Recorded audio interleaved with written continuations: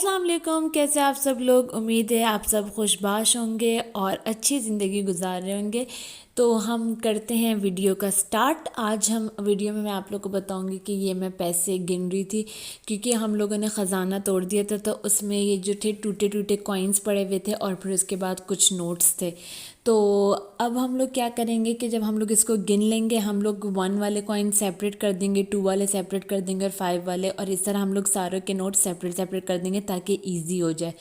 फिर हम लोग बैंक के लिए ले जाएंगे, बैंक वालों के लिए, और वो लोग हमें इसको चेंज करके दे देंगे। इसका और कोई हल नहीं है। दूसरी ये बात कि मतलब ख़जाना रखने का क्या फ़ायदा है। अक्सर ये होता है कि जब आपके हाथ में पैसे होते हैं तो आपका दिल करता है कि आप यहाँ पे लगा लो, आप ये ले लो, आप वो ले लो। तो इस तरह आपके अगर 5000 आपके पास होते हैं तो वो सारे के सारे लग जाते हैं।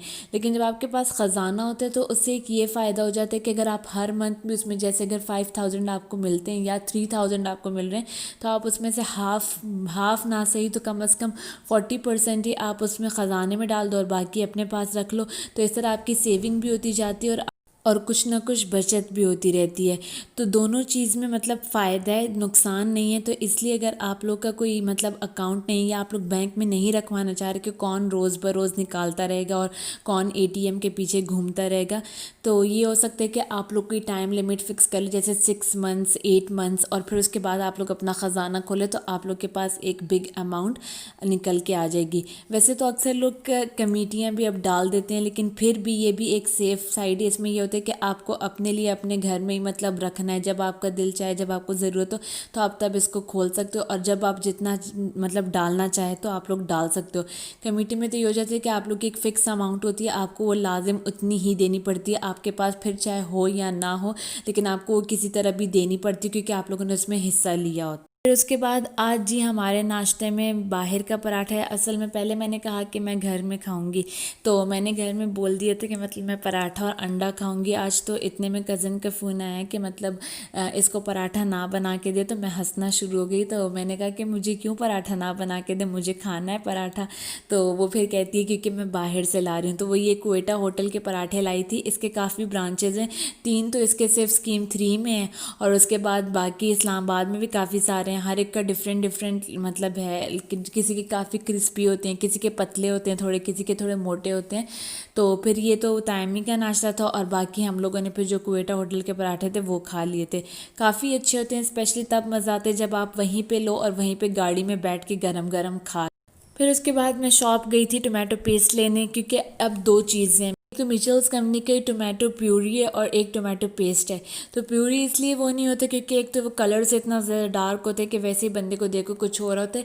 दूसरा उसकी थिकनेस नहीं होती, वो बहुत पतला सा होता है। तो अगर आप लोग वाकई में टोमेटो पेस्ट वाला टेस्ट चाह रहे हो तो आप लोग मिचेल्स का टोमेटो पेस्ट ही लाए, मतलब उसके ऊपर बाकायदा लिखा हो टोमेटो पेस्ट, क्योंकि दोनों में बहुत डिफरेंस है। ये भी नहीं कि 19-20 का डिफरेंस है, बहुत ज़्यादा डिफरेंस है, इवन टेस्ट में भी, इवन कलर में भी, और इवन उसकी कंसिस्टेंसी में। इतने दिनों से कज़न बोल रही थी मैं दम वाली चाय बनाऊँ, दम वाली चाय बनाऊँ। तो मैंने उसको कहा कि आखिर दम वाली चाय है क्या, तुम आज बना ही दो।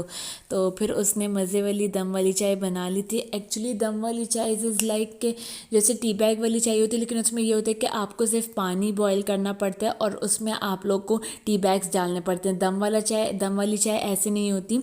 उसमें ये होता है कि आपको पूरी जो चाय होती है बग़ैर दूध के, वो अच्छी तरीके से मतलब बॉयल करके उसको फिर थोड़ी देर के लिए दम पे रखना पड़ता है। फिर उसके बाद आप उसको मतलब अलग से बनाते हो। जैसे चाय कप में फिर आप लोग अपनी जितनी आप लोग चीनी लेते हो उतनी चीनी डाल देते हो, और फिर उसके बाद आप चाय डाल देते हो। फिर आप मतलब वो चैनक से बेशक डाल दो, थर्मोस से डाल दो तो ज़्यादा बेटर है ताकि गरम गरम लो।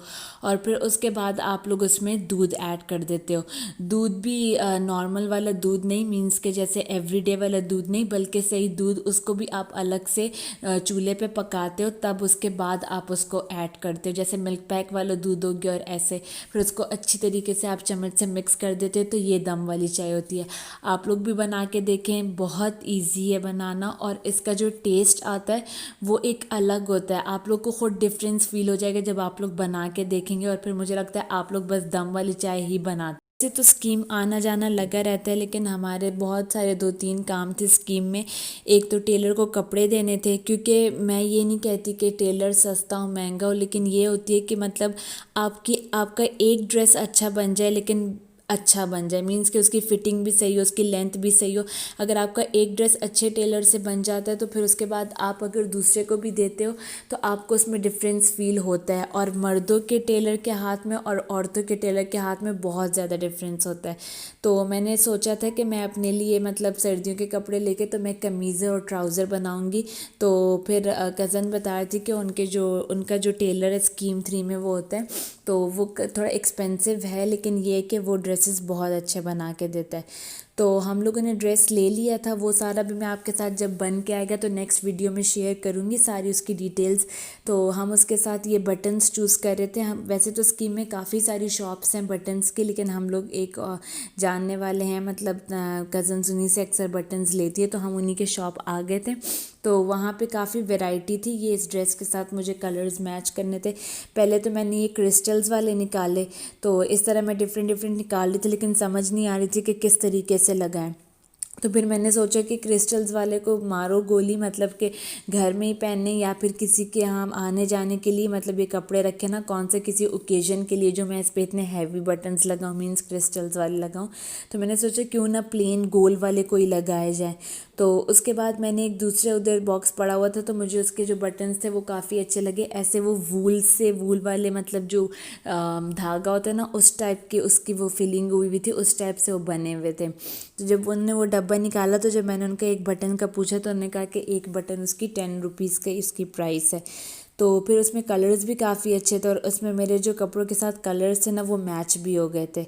तो फिर हम लोगों ने उनसे वही वाला डब्बा निकलवा लिया था और उसमें से हम लोगों ने 3 कलर्स, मतलब जो भी 3 कलर्स मेरे कपड़ों में मैच हो रहा था, तो हम लोगों ने वो वाले ख़रीद लिए थे।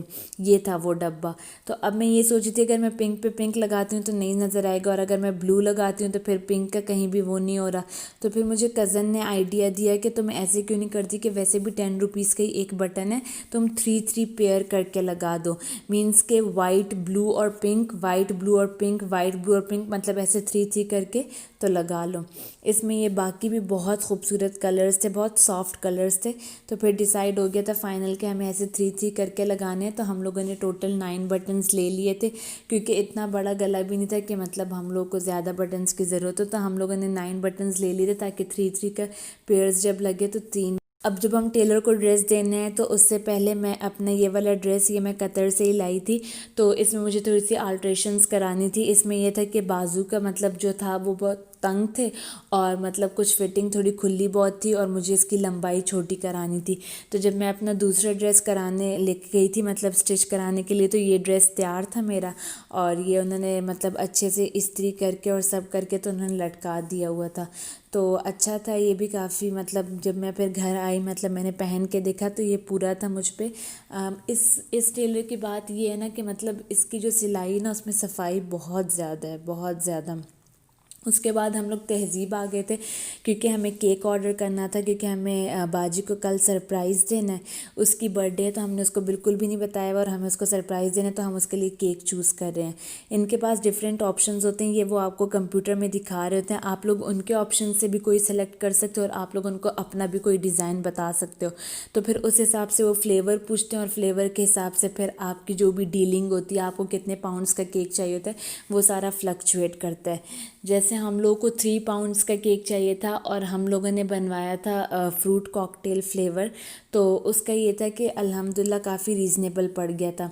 अगर आप लोग को इन सब की डिटेल्स जाननी है कि मतलब मैंने कितने का केक लिया और मैंने कौन सा केक बनवाया, तो उसके लिए आप लोग को मेरी नेक्स्ट वीडियो का वेट करना पड़ेगा कि कल का सरप्राइज़ कैसा रहा।